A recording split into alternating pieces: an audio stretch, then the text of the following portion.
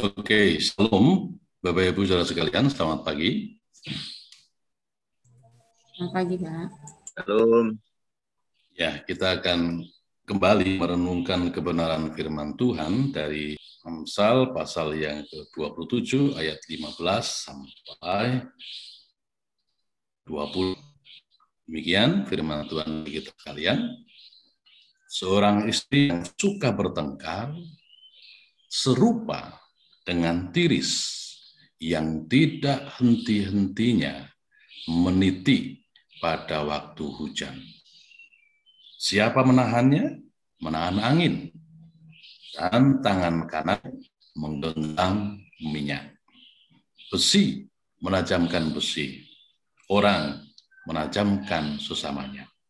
Siapa memelihara pohon ara akan memakan buahnya, dan siapa menjaga tuannya akan dihormati.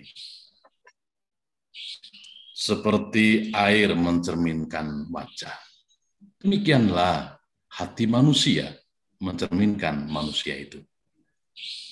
Dunia orang mati dan kebinasaan tak akan puas. Demikianlah mata manusia tak akan puas. Sejauh pembahasan kebenaran firman Tuhan, biarlah setiap kita yang mendengarkan dan melakukannya dengan setia, senantiasa berada dalam anugerah dan berkat yang daripada Tuhan. Sebelum lebih jauh kita merenungkannya, kita akan kembali tunduk kepala, kita mohon hikmat dan pengurapan Roh Kudus. Kita kembali berdoa. Bapa Surgawi, kami bersyukur kesempatan pagi hari ini, kami rindu untuk merenungkan firman-Mu ini, kiranya boleh menjadi berkat dan landasan hidup kami di dalam menapai khususnya sepanjang hari ini, dan juga dalam kehidupan kami di dalam mengiring Tuhan. Urapi kami dengan kuasa Roh Kudus-Mu, sehingga sungguh firman-Mu menjadi berkat bagi kami sekalian. Demikian juga hamba-Mu akan pakai dalam menyampaikan kebenaran firman-Mu, dan biarlah sungguh bukan kemauan manusia yang terjadi, tetapi kehendak Bapa Surgawi yang terjadi. Kami terima firman-Mu di dalam nama Tuhan Yesus Kristus. Amin. Saudara-saudaraku yang dikasihi Tuhan, Amsal merupakan salah satu kitab yang ditulis oleh Salomo. Ada 3 kitab yang terkenal, yaitu dari Amsal, Kidung Agung, kemudian Pengkhotbah. Banyak para penafsir mengatakan bahwa Salomo pada waktu menulis Kidung Agung masa waktu dia muda, sehingga sedemikian dia memiliki semangat dan ungkapan-ungkapan rasa semangat itu diungkapkan. Waktu dia menulis Amsal, dia sudah masa dewasa matang, usia sekitar 50-an tahun ke atas. Kemudian pada waktu dia menulis Pengkhotbah, jadi oleh para teolog pada waktu masa tuannya, menjelang akhir hidupnya. Mengapa? Di situ dia mengungkapkan sebuah realita hidup. Lihat sekarang dari kitab Amsal, di mana Salomo menulis dalam masa dewasa matang. Dalam perenungan firman Tuhan ini kita akan renungkannya dengan satu tema, dengan melihat yaitu sifat hidup manusia. Yaitu sifat manusia, karakter manusia dari Amsal dia ungkapkan. Yang pertama, dalam dari kebenaran firman Tuhan ini, Salomo mengungkapkan dengan bentuk satu, yaitu pribadi seorang istri.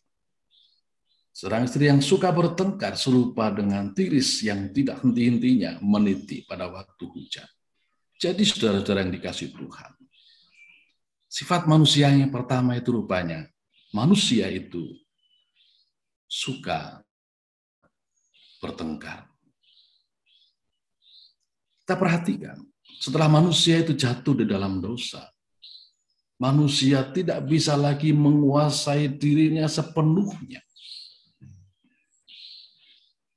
Kita lihat awal dari Kain dan Habil, yang harusnya mereka saling mengasihi, yang seharusnya mereka saling memperhatikan, tetapi justru emosi dan juga berakhir kepada pembunuhan. Nah, kita lihat di sini. Salah satu cerminan sifat manusia yang pertama yang kita bisa lihat di dalam ayat 15 dan 16. Yaitu manusia itu suka bertengkar. Dan itu digambarkan seperti tiris-tiris itu titik-titik hujan. Yang terus menitik tiada hentinya. Dan yang menarik firman Tuhan katakan, siapa menahannya, menahan dan tangan kanannya menggenggamnya. Jadi rupanya, kalau orang itu sudah dikuasai dengan emosi, marah, yang menahannya pun ibarat menahan angin. Dia sulit dikendalikan rupanya. Bahkan digambarkan juga tangan kanannya menggenggam minyak. Apakah bisa minyak itu digenggam? Dia pasti akan menetes. Apakah angin bisa ditahan? Tidak akan bisa. Artinya itu menunjukkan kalau manusia itu sudah dalam keadaan dikuasai emosi, dia akan sulit dikendalikan. Bukan hanya diri sendiri, orang katakan siapa menahan angin, tidak bisa. Dan itulah sifat manusia yang pertama, yang ada dalam diri pribadi setiap orang, itu suka bertengkar. Lalu yang kedua, di dalam ayat yang ke-18 dikatakan, siapa memelihara pohon ara akan memakan buahnya, dan siapa menjaga tuannya akan dimakan. Saudara-saudara yang dikasihi Tuhan, Amsal mengungkapkan sebuah realita. Siapa menanam, memelihara pohon ara, pasti dia akan memakan buahnya. Dia akan bisa memetik hasilnya. Dan juga dikatakan siapa menjaga tuannya akan dihormati. Nah, kata dihormati ini menunjuk kepada sikap manusia yang kedua. Jadi manusia itu bukan hanya suka bertengkar, tapi suka dihormati. Itu sebabnya Amsal memakai satu contoh. Siapa memelihara, menjaga tuannya akan dihormati. Ya, itu sebuah realita dalam kehidupan. Kalau tuannya itu dijaga, kalau tuannya itu dilayani, maka dia akan memperoleh kehormatan. Dan disitulah sesungguhnya menunjukkan sifat manusia yang kedua. Dia suka memperoleh penghormatan. Itu sebabnya tidak ada seorang pun pada waktu dia direndahkan, pada waktu dia dihina, tidak akan marah. Pasti dia akan marah. Mengapa? Karena pada dasarnya manusia itu suka untuk dihormati. Manusia itu suka untuk dipuji. Itulah manusia. Suka bertengkar, suka dipuji. Suka mendapat, yaitu kehormatan. Itu sifat manusia. Yang kedua. Lalu sifat manusia yang ketiga. Amsal mengatakan seperti ini. Di dalam ayat yang ke-20. Dunia orang mati dan kebinasaan tak akan puas. Demikianlah mata manusia tak akan puas. Saudara-saudara yang dikasihi Tuhan,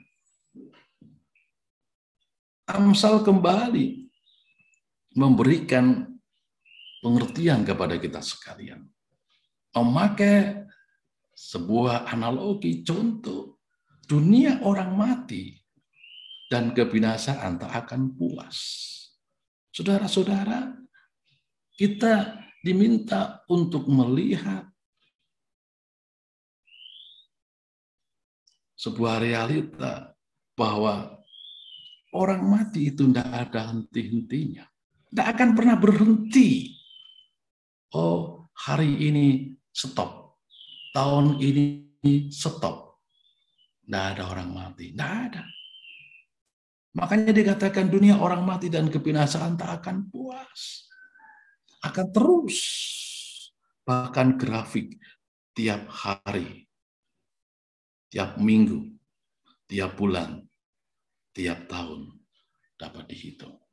Dan itu seolah-olah menggambarkan, menunjukkan, memberitahukan kepada kita sekalian bahwa seolah-olah tidak ada puasnya, tidak ada henti-hentinya, dan demikian juga sifat dari manusia itu yang dicerminkan di dalam satu bagian dari tubuh yang merupakan salah satu panca indera kita, yaitu demikianlah mata manusia tak akan puas. Saudara-saudara, jadi mata itu memang begitu. Tidak akan pernah puas melihatnya. Itu sebuah realita. Ya. Apalagi kalau tadi dikaitkan di dalam ayat yang ke-15 tadi. Ya, karena di situ adalah seorang istri, kemudian ayat 20 itu berkaitan dengan mata. Ya. Seorang istri, ya, itu memang begitu. Ibu-ibu itu kalau, apalagi kalau udah di mall, makanya bapak-bapak hati-hati kalau ngajak-ajak ibu ke mall. Ya. Mengapa? Karena dia tidak akan pernah puas. Sudah punya baju merah, pengen hijau. Sudah pengen hijau, pengen warna pink. Sudah punya pink, pengen warna hitam. Sudah punya warna hitam, pengen lagi warna ungu. Itulah manusia. Pada waktu dia melihat, itulah, tidak akan pernah ada puasnya. Itu Amsal katakan, demikian juga mata manusia tak pernah akan puas. Apalagi sekarang yang demam dengan adanya selfie. Makanya sekarang banyak daerah-daerah yang berusaha untuk mengeksplor tempat-tempat yang bisa dijadikan menjadi tempat yang bisa menghasilkan, yaitu pemasukan. Kalau itu kaitannya dengan pemerintah daerah, ya pemerintah daerah dijadikan tempat wisata, wisata selfie. Ya, mengatakan, ada orang mengatakan, lu di sana lu ada tempat bagus untuk selfie. Di mana? Surabaya, bagian timur. Ya. Ada mangrove di sana, hutan mangrove, bagus tempatnya, datang sana, selfie di sana. Ya. Lalu masa sih? Iya. Lalu cerita lagi, oh enggak, ada lagi yang lebih bagus. Ya. Di mana? Di Surabaya Barat. Wah, di mana itu? Waduh, ada tempatnya deh, pokoknya di sana. Lalu lihat lagi di sana. Itulah manusia. sifat yang ketiga, yaitu dia tidak pernah puas. Apa itu? Mata. Makanya nggak usah heran ya kalau seseorang itu melihat itu nggak ada yang pernah puas. Jadi nggak usah heran. Ya. Pegang HP seharian, pegang HP. Ya. Nggak tahu apa yang dikerjakan. Ya. Skripsinya sampai nggak kelar-kelar. Yang dilihat HP, padahal ya HP-nya juga tidak berubah-ubah. Ya, diberikan kesempatan untuk mengerjakan skripsi, yang dilihat HP terus. Ya. Atau yang dilihat apa? Dari mana itu? Yang menjadi fungsi utamanya mata. Masa kita pegang HP dikasih telinga, itu kalau pas ada bel. Tapi yang pertama kan mata dulu dilihat. Ya, jadi utama yang untuk kita memfungsikan dari HP itu mata. Ya itulah. Ya. Lihat TikTok, lihat TikTok ya, semacam-macam lah. Pokoknya gitu. Dari mata itu. Ya. Nah, jadi ada tiga. Ada tiga sifat manusia yang tidak pernah puas, yaitu mata. Dan juga suka dihormati. Itu manusia. Lalu yang tiga, suka bertengkar. Kalau kita lihat dari yang pertama tadi, manusia itu suka bertengkar. Masalah kecil dibesar-besarkan. Masalah sepele jadi gawe, orang Jawa bilang. Jadi gawe itu ya jadi besar, jadi masalah. Ya, lalu suka dihormati. Sebentar-sebentar harus saya, sebentar-sebentar harus saya. Nah, itu. Lalu yang ketiga apa tadi? Tidak pernah puas. Kemudian Amsal simpulkan ke dalam satu ayat.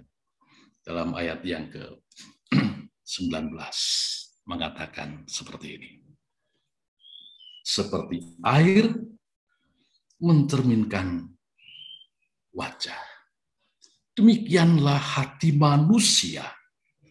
Ya, sekali lagi, demikianlah hati manusia mencerminkan manusia itu sendiri.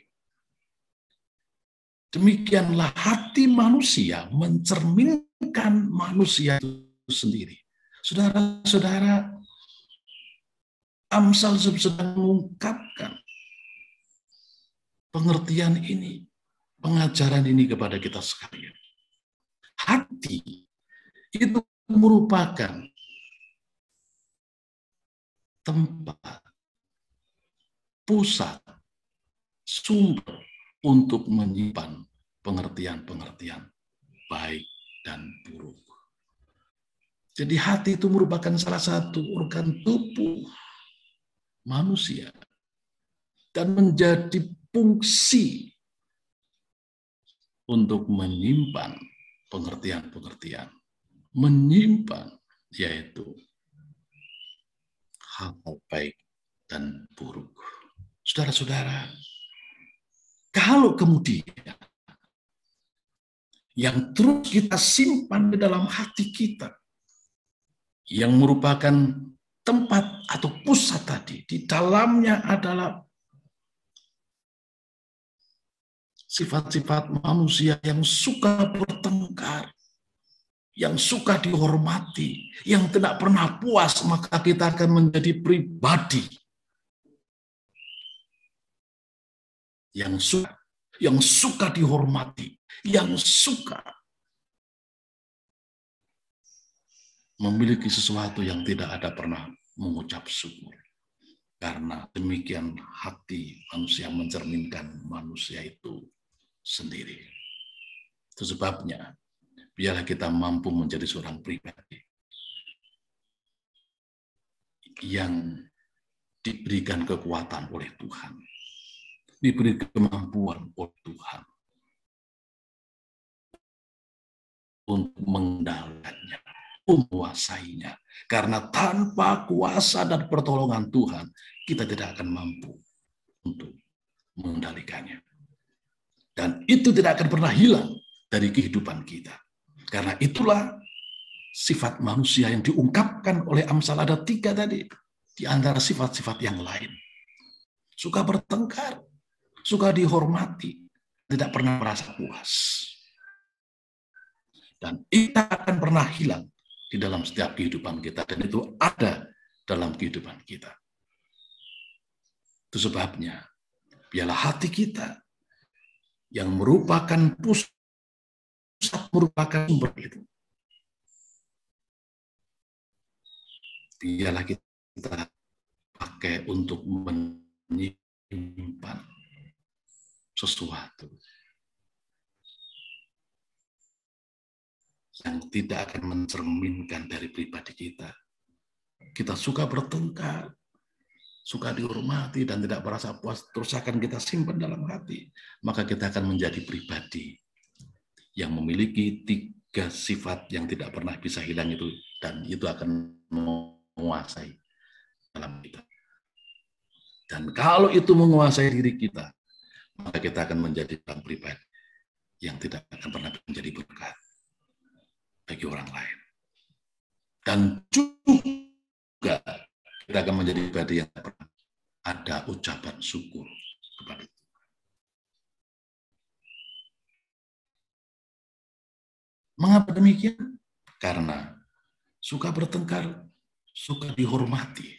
Ini kalau kita tidak kuasai dengan sedemikian rupa, itu akan menjadi pasal untuk kita bisa hidup menjadi berkat bagi orang lain. Demikian juga kalau kita tidak pernah merasa puas, maka kita tidak akan pernah ada ucap syukur kita kepada Tuhan. Dan ingat baik, ialah kita sadar akan hati kita. Jangan itu kita terus simpan dalam hati kita. Kita mohon kekuatan Tuhan. Kita mohon kuasa yang daripada Tuhan. Supaya kita dimampukan. Supaya kita disahkan oleh kuasa Tuhan. Kuasa Roh Kudus untuk mampu. Bukan dikuasai, tetapi kita menguasai. Sifat suka bertengkar tadi. Kita menguasai sifat yang suka dihormati itu. Sehingga kita tidak akhirnya yang muncul, yang keluar, yang tercermin, yaitu suka bertengkar tapi suka berdamai. Yang tercermin, yang muncul bukan suka dihormati. Dihormati, iya. Tapi kalau suka dihormati, akhirnya kita lupa diri juga untuk menghormati orang lain. Tetapi kalau kita bisa menguasai itu, maka akhirnya yang tercermin adalah menjadi seorang pribadi yang saling mengasihi, bisa menerima keberadaan orang lain, baik dari sisi kelebihan dan kelemahan atau kekurangan. Dan yang ketiga, yang tercermin kalau kita bisa menguasai pribadi kita dengan kuasa pertolongan Tuhan, kuasa Roh Kudus, maka sifat yang tidak pernah puas itu kita akan kuasai, sehingga yang tercermin dalam hidup kita, yang muncul dalam setiap pribadi kita, yaitu sifat ucapan syukur kepada Tuhan. Setiap apa yang Tuhan berikan dalam setiap kehidupan kita, yang tercermin itu dalam kehidupan kita. Sekalipun itu tidak akan pernah bisa hilang dari hidup kita. Tetapi kita mohon dengan kuasa Tuhan, dengan kuasa Roh Kudusnya, kita dimampukan, bukan itu yang mewarnai, yang muncul dalam hidup kita, yang menguasai dalam hidup kita, tapi dengan kuasa Roh Kudusnya, kita dimampukan untuk menguasainya. Sekalipun dalam diri kita ada sifat suka bertengkar, ada sifat suka dihormati, tapi kita mampu menguasainya. Sehingga akhirnya kita suka berdamai, kita suka mengasihi satu dengan yang lain, dan menjadi pribadi yang penuh dengan ucapan syukur. Setiap keberadaan kita, kita mampu menaikkan ucapan syukur kepada Tuhan. Karena itu yang akan membuat jiwa kita menjadi tenang dan damai. Tuhan Yesus memberkati kita sekalian. Amin. Baik, mari kita akan berdoa. Ucap syukur atas kebenaran firman-Nya, dan sekalian kita menutup ibadah persekutuan doa pagi hari ini. Kita berdoa. Segala puji, hormat, dan syukur kami naikkan kepadamu Bapa Surgawi, Allah yang kami sembah dan kami kenal di dalam Tuhan Yesus. Kami bersyukur melalui kebenaran firman-Mu boleh mengungkapkan, menyadarkan dalam setiap kehidupan kami, bahwa dalam diri manusia ada 3 sifat: suka bertengkar, suka dihormati, dan tidak pernah merasa puas. Itu sebuah realita hidup dalam hidup kami sebagai manusia, ya Tuhan. Tetapi biarlah dengan kuasa Roh Kudus, kami dimampukan untuk bisa mengendalikan diri kami, untuk kami bisa menguasai, sehingga kami menjadi pribadi yang mencerminkan pribadi yang suka mengasihi, suka berdamai, dan penuh dengan ucapan syukur di dalam Tuhan. Terima kasih Bapa, ampuni segala kekurangan, kelemahan, di dalam kami boleh mendengarkan firman-Mu, demikian juga di dalam hamba-Mu menyampaikannya. Biarlah Roh Kudus yang boleh menyempurnakan di dalam setiap kehidupan kami sekalian. Hamba berdoa untuk setiap kami yang boleh bersama-sama hadir dalam ibadah pagi melalui online daring ini, Bapak. Engkau akan memberkati. Dan biarlah kami boleh menapaki sepanjang hari ini bersama-sama dengan Engkau, ya Tuhan. Dan terlebih daripada itu, Engkau boleh memperkenankan kami untuk menikmati berkat-berkat Tuhan.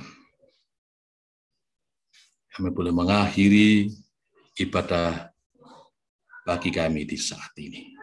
Dan biarlah kami boleh menengadah berkat-Mu, ya Tuhan. Bapak, Ibu, Saudaraku sekalian yang dikasihi Tuhan, terimalah berkat anugerah damai sejahtera dari Allah Bapa, cinta kasih jadi dalam Tuhan Yesus Kristus, dan di dalam persekutuan Roh Kudus, kiranya boleh menyertai saudara-saudara sekalian dari pagi hari ini sampai selama-lamanya. Amin. Oke, selamat pagi